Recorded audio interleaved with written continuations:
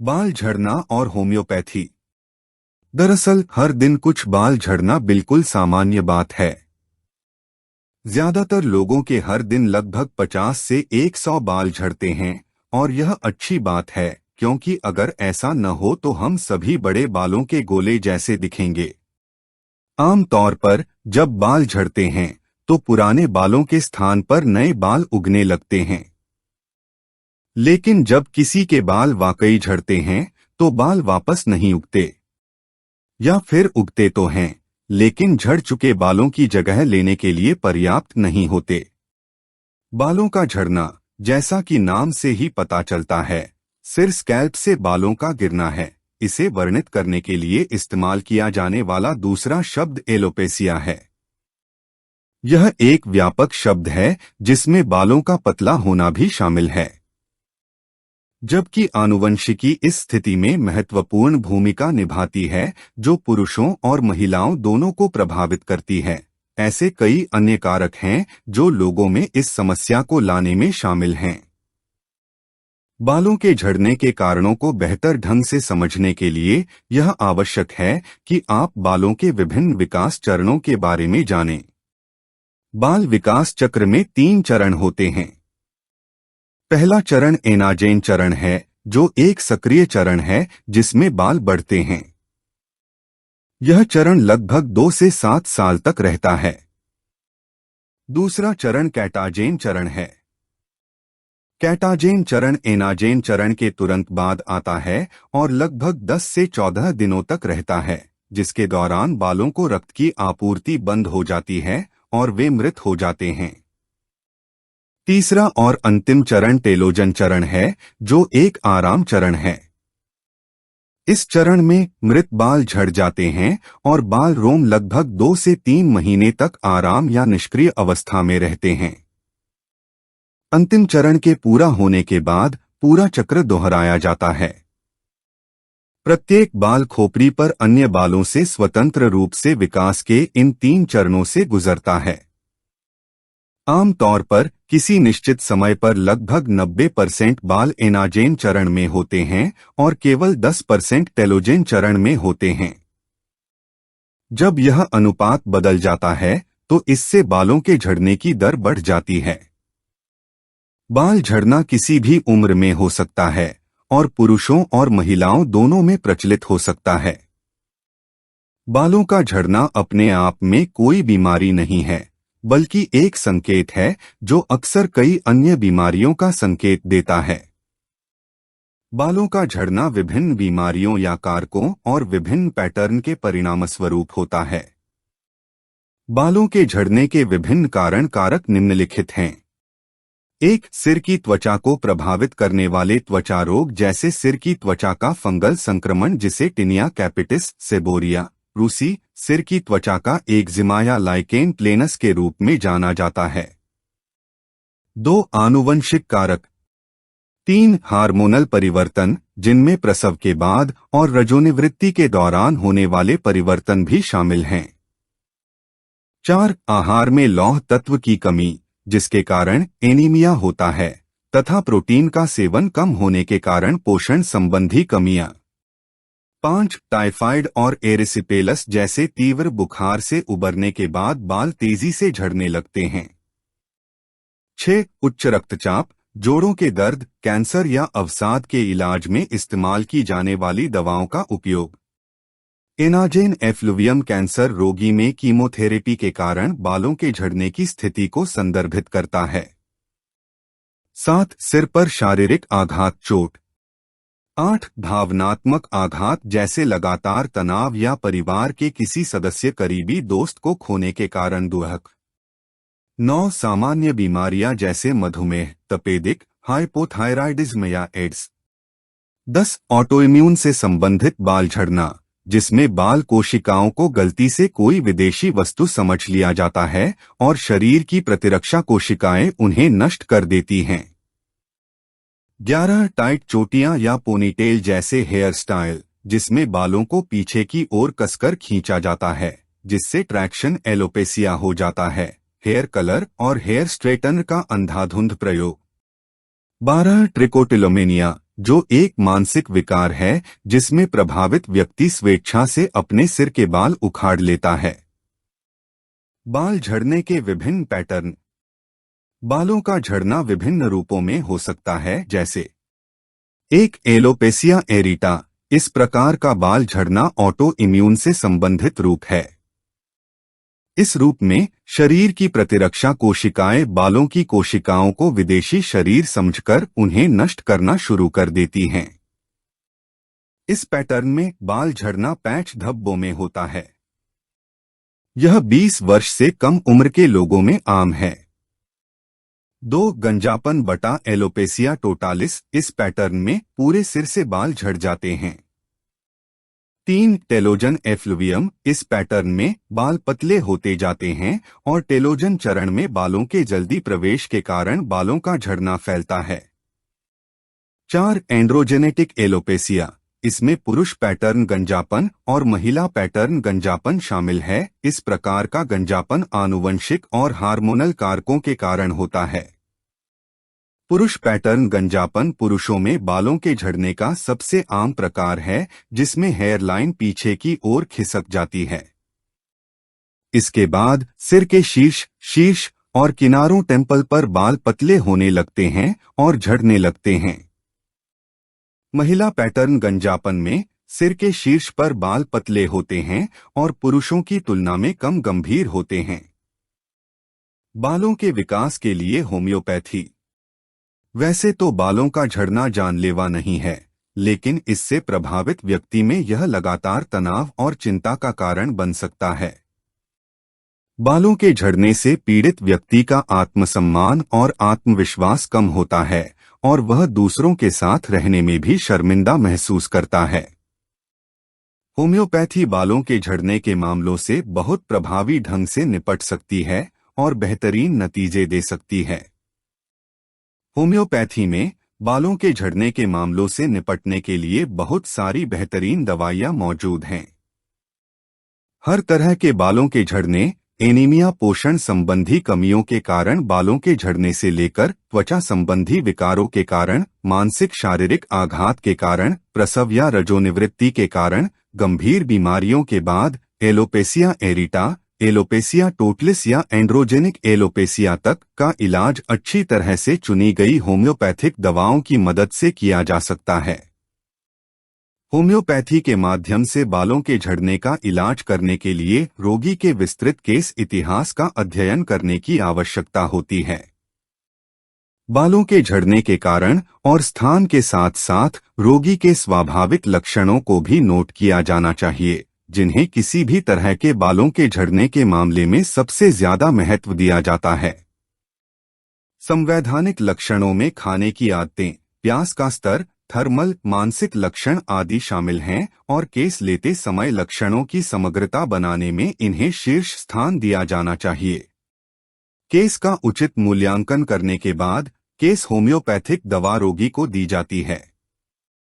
बालों के झड़ने के उपचार के लिए इस्तेमाल की जा सकने वाली होम्योपैथिक दवाओं की सूची नीचे दी गई है। बालों के झड़ने के लिए होम्योपैथिक उपचार। 1. सिर को प्रभावित करने वाले त्वचा रोगों जैसे सेबोरिया, रूसी, टिनिया कैपिटिस, कवक संक्रमण, एक्जिमा आदि के कारण बालों के झड़ने के लिए होम्योपैथिक दवाएं। सिर की त्वचा के रोग अत्यधिक खुजली या घावों से अत्यधिक तीखे स्राव के कारण बाल झड़ने का कारण बन सकते हैं। ऐसे मामलों के इलाज के लिए विभिन्न होम्योपैथिक दवाओं का उपयोग किया जा सकता है। होम्योपैथिक दवा सोरिनम सिर की त्वचा पर एक्जिमाटस त्वचा के घावों के कारण होने वाले बालों के झड़ने के इलाज में अत्यधिक उपयोगी है, जो चिपचिपा और बहुत ही अप्रिय तरल पदार्थ का स्राव करते हैं। इस तरह के स्राव से बाल आपस में चिपक जाते हैं, जिससे बाल उलझ जाते हैं और अंततः नष्ट हो जाते हैं। सोरिनम की आवश्यकता वाले रोगी को अत्यधिक ठंड लगती है और गर्मियों में भी उसे गर्म कपड़े पहनने की इच्छा होती है। एक अन्य दवा मेजेरियम उन मामलों में बालों के झड़ने के इलाज के लिए समान रूप से अच्छी है, जहां सिर की त्वचा के एक्जिमाटस घावों के कारण बाल नष्ट हो जाते हैं। मेजेरियम की आवश्यकता वाले रोगियों को सिर की त्वचा पर मोटे पपड़ीदार विस्फोटों की शिकायत होगी। साथ ही गाढ़ा अप्रिय मवाद निकलने के कारण बाल उलझ जाते हैं, उनमें कीड़े पनपने लगते हैं और अंतःस्राव द्वारा बालों को खा जाने के कारण बाल झड़ने लगते हैं। मर्क्यूरियस सोलुबिलिस एक और होम्योपैथिक दवा है जो सिर पर होने वाले फफोलों के कारण होने वाले बालों के झड़ने के इलाज में एक अद्भुत भूमिका निभाती है। जहां फफोलों से निकलने वाला स्राव बदबूदार होता है और सिर में जलन के साथ दर्द भी होता है। यह दवा उन रोगियों में इस्तेमाल की जा सकती है जिन्हें बहुत ज्यादा पसीना आता है, साथ ही मुंह से बहुत ज्यादा लार आती है और पानी की प्यास बढ़ जाती है। अगर बालों का झड़ना रूसी के कारण है तो दो दवाओं थूजा ऑक्सीडेंटलिस और काली सल्फ्यूरिकम का इस्तेमाल किया जा सकता है। ये दवाएं बेहतरीन परिणाम देने का वादा करती हैं।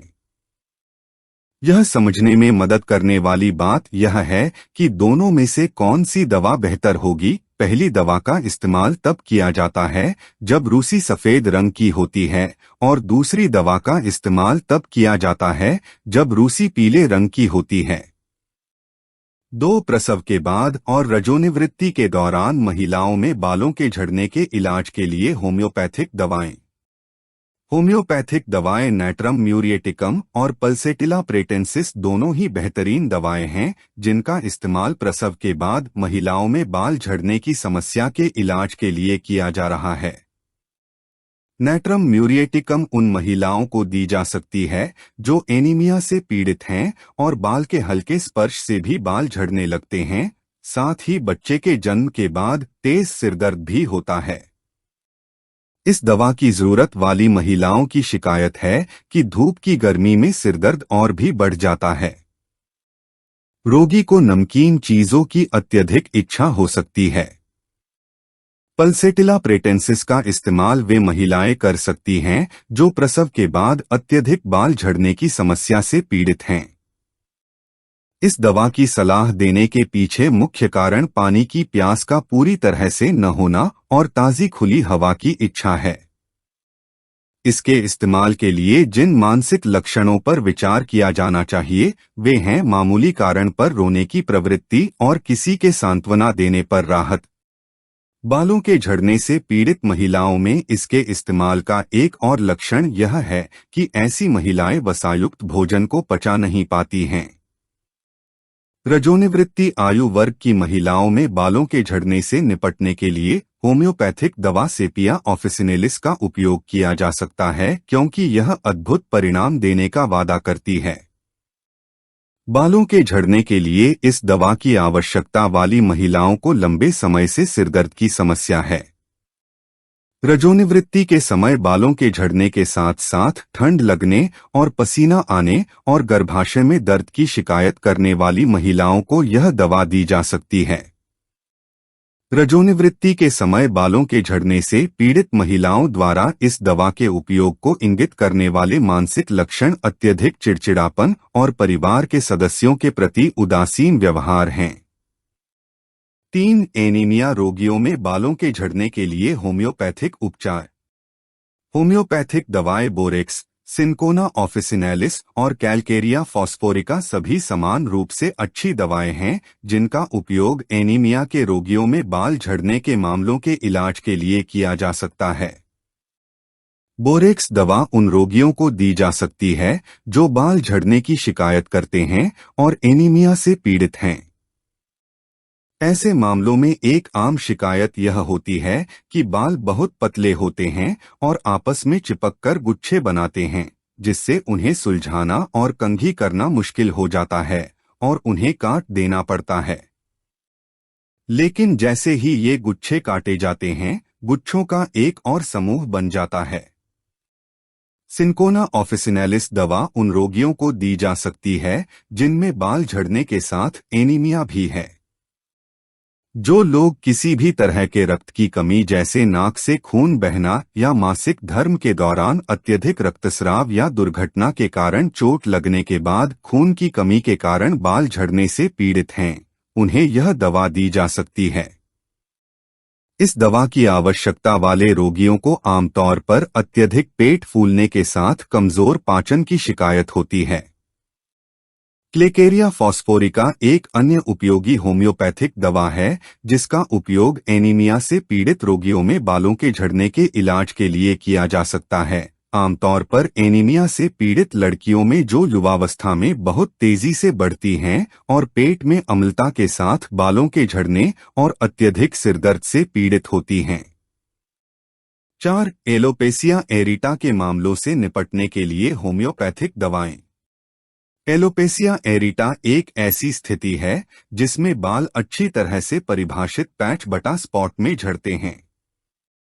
ऐसे मामलों से निपटने के लिए होम्योपैथिक दवाएं फ्लोरिकम एसिडम, फॉस्फोरस, कैलकेरिया कार्बोनिका और विंका माइनर का उपयोग अक्सर रोगी की शारीरिक संरचना के आधार पर किया जाता है।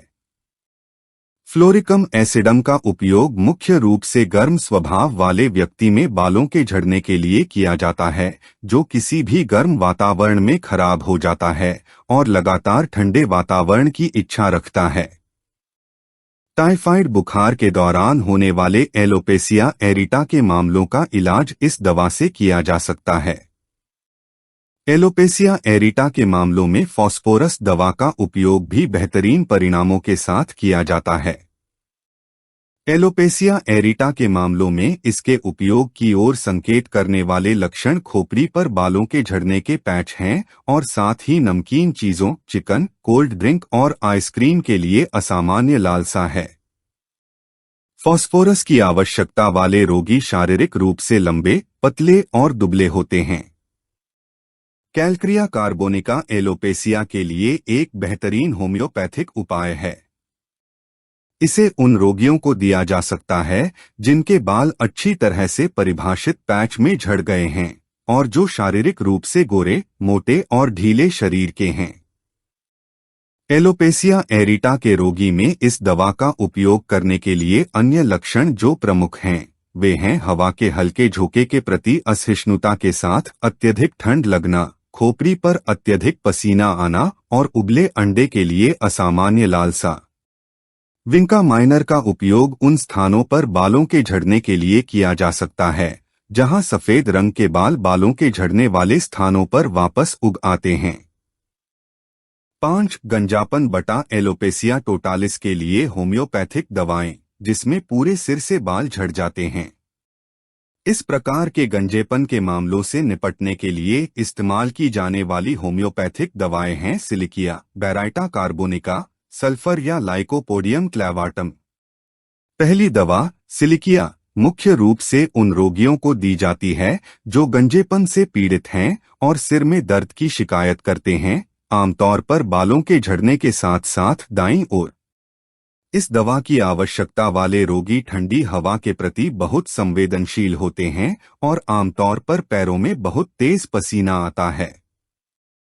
मानसिक रूप से इस दवा की आवश्यकता वाले रोगी बहुत जिद्दी और हठी स्वभाव के होते हैं। बेराइटा कार्बोनिका सूची में एक और दवा है जिसका उपयोग युवा लोगों में गंजेपन के मामलों के होम्योपैथिक उपचार के लिए किया जाता है।